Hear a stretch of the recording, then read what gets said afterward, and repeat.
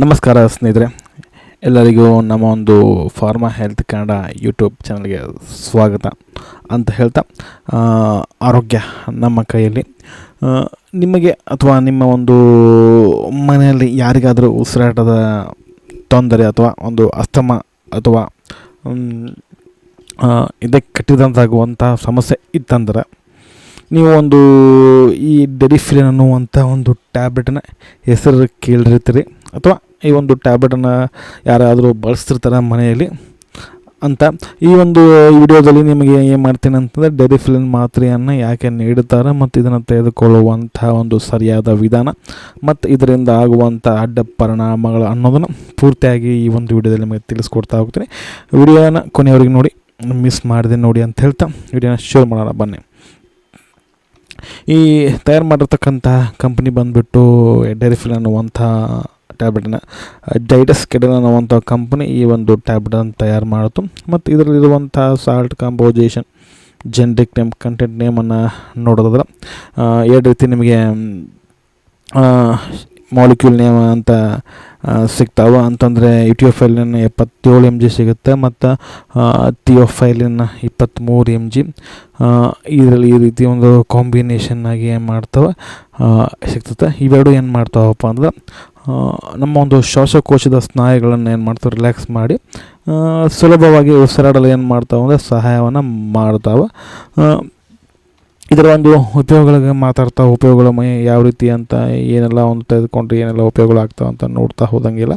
ಉಪಯೋಗಗಳು ಬಂದುಬಿಟ್ಟು ಸ್ನೇಹಿತರೆ, ಒಂದು ಒಂದನೇದಾಗಿ ಅಸ್ತಮಾ ಪೇಷಂಟಿಗೆ ಅಥವಾ ಅಸ್ತಮಾ ಇರೋವರೆಗೆ ಈ ಒಂದು ಟ್ಯಾಬ್ಲೆಟನ್ನು ಕೊಡ್ತಾ ಹೋಗ್ತಾರೆ. ಅಸ್ತಮಾ ಅಂತಂದರೆ ಪದೇ ಪದೇ ಬರುವಂಥ ಒಂದು ಕೆಮ್ಮು, ಉಸಿರಾಟದ ತೊಂದರೆ ಅಥವಾ ಇದೇ ಬಿಗಿತವನ್ನು ತಡೆಯಲು ಏನು ಮಾಡ್ತಾರೆ ಈ ಒಂದು ಟ್ಯಾಬ್ಲೆಟ್ ಹೆಲ್ಪ್ ಮಾಡ್ತಾ ಹೋಗ್ತದೆ. ಮತ್ತು COPD ಅಂತಂತಂದರೆ ಕ್ರೋನಿಕ್ ಅಬ್ಸ್ಟ್ರಕ್ಟಿವ್ ಪಲ್ಮನರಿ ಡಿಸೀಸ್ ಅಂತ ಕರೀತಾರೆ. ಇದೊಂದು ಏನಾಗುತ್ತೆ ಅಂದರೆ ಶ್ವಾಸಕೋಶದ ಒಂದು ಕಾಯಿಲೆ ಆಗಿರ್ತಂದರೆ ಲಾಂಗ್ ಟರ್ಮ್ ಇರುವಂಥ ಒಂದು ಕಾಯಿಲೆ. ಇದ್ದಾಗ ಏನಾಗುತ್ತೆ, ಗಾಳಿ ಒಂದು ಸಂಚಾರವನ್ನು ಉತ್ತಮಗೊಳಿಸಲು ಈ ಒಂದು ಮೆಡಿಸಿನ್ ಟ್ಯಾಬ್ಲೆಟನ್ನು ನೀಡ್ತಾ ಇರ್ತಿದ್ರು.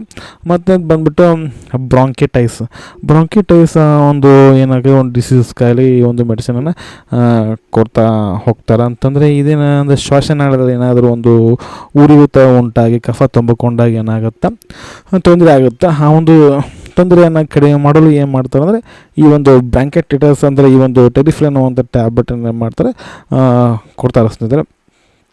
ಮತ್ತು ಸೈಡ್ ಎಫೆಕ್ಟ್ ಒಂದು ನೋಡಿದ್ರೆ ಯಾವುದೇ ಒಂದು ಮೆಡಿಸಿನ್, ಯಾವುದೇ ಒಂದು ಔಷಧಿ ತೆಗೆದುಕೊಂಡ್ರು ಏನಾಗುತ್ತೆ ಸಣ್ಣ ಪುಟ್ಟ ಸೈಡ್ ಎಫೆಕ್ಟ್ ಇದ್ದೇ ಇರುತ್ತೆ. ಈ ಒಂದು ಡೆರಿಫಿಲಿನ್ ತೆಗೆದುಕೊಂಡಾಗ ಏನೆಲ್ಲ ಒಂದು ಸೈಡ್ ಎಫೆಕ್ಟ್ ಅಂತ ನೋಡೋದಾದ್ರೆ, ಮೊದಲದಾಗಿ ತಲೆನೋವು ಅಥವಾ ತಲೆ ಸುತ್ತು ಬರುತ್ತೆ. ನಂತರ ವಾಕರಿಕೆ, ವಾಂತಿ ಆಗುತ್ತೆ, ಹೊಟ್ಟೆ ತಲಸೋದಂತಾಗುತ್ತೆ, ಮತ್ತು ನಿದ್ದೆ ಬಾರದೇ ಇರ್ಬೋದು ಅಥವಾ ಕೈ ಕಾಲು ನಡುಕ. ಇವೆಲ್ಲ ಏನಪ್ಪ ಅಂತಂದರೆ ಟ್ಯಾಬ್ಲೆಟನ್ನು ತೆಗೆದುಕೊಂಡಾಗ ಆಗುವಂಥ ಒಂದು ಸೈಡ್ ಎಫೆಕ್ಟ್ಗಳು. ಒಂದು ವೇಳೆ ಏನಾದರೂ ಲಕ್ಷಣಗಳು ಹೆಚ್ಚಾಗಿ ಕಂಡು ಬಂದರೆ ತಕ್ಷಣ ಏನು ಮಾಡಬೇಕಪ್ಪ ಅಂದರೆ ನಿಮ್ಮ ವೈದ್ಯರನ್ನು ಏನು ಮಾಡೋದು ಸಂಪರ್ಕಿಸಬೇಕಾಗುತ್ತೆ ಸ್ನೇಹಿತರೆ. ಮತ್ತು ಡೋಸೇಜ್ ಬಂದುಬಿಟ್ಟು ಸ್ನೇಹಿತರೆ, ಅದು ಏನಾಗುತ್ತೆ ಡೋಸೇಜು ಅಂತಂದರೆ ಅಂದರೆ ಡಾಕ್ಟ್ರ್ ಹೇಳಿದ ಸಲಹೆ ಅಂತ ಏನು ಮಾಡಬೇಕಾಗುತ್ತೆ, ನೀವು ಮೆಡಿಸಿನನ್ನು ತೆಗೆದುಕೊಳ್ಬೇಕಾಗುತ್ತೆ ಅಡ್ವೈಸ್ ಬೈ ದ ಡಾಕ್ಟ್ರ್. ಮತ್ತು ಏಕೆಂತಂದರೆ ಅದೊಂದು ಡೋಸ್ ಏನಾಗುತ್ತೆ ಒಂದು ಪೇಷಂಟ್ ಕಂಡೀಷನ್ ಮೇಲೆ ಯಾವ ರೀತಿ ಬಾಡಿ ರೆಸ್ಪಾಂಡ್ ಮಾಡುತ್ತೆ ಅದ್ರ ಮೇಲೆ ಏನಾಗುತ್ತೆ ಒಂದು ಡೋಸ್ ಮೆಡಿಸಿನ್ ಏನಾಗುತ್ತೆ ಯಾವ ರೀತಿ ತೆಗೆದುಕೊಳ್ಬೇಕು ಅನ್ನೋದನ್ನು ನೋಡ್ತಾ ಹೋಗ್ತಾರೆ.